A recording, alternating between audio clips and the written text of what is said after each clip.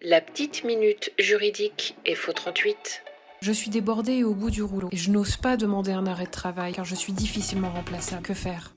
Très souvent, c'est qu'on commence à être pas loin du burn-out. Parce que très souvent, on a l'impression qu'on est irremplaçable. D'ailleurs, très souvent, on entend des adhérents, des salariés dire mais je peux pas m'arrêter, si jamais je m'arrête, personne ne sait faire ce que je fais.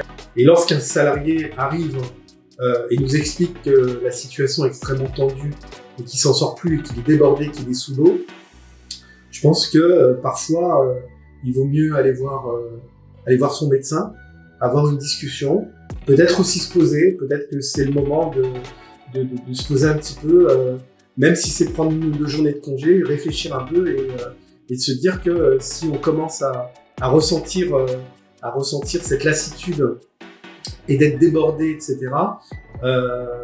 c'est qu'il y a quelque chose qui ne va pas.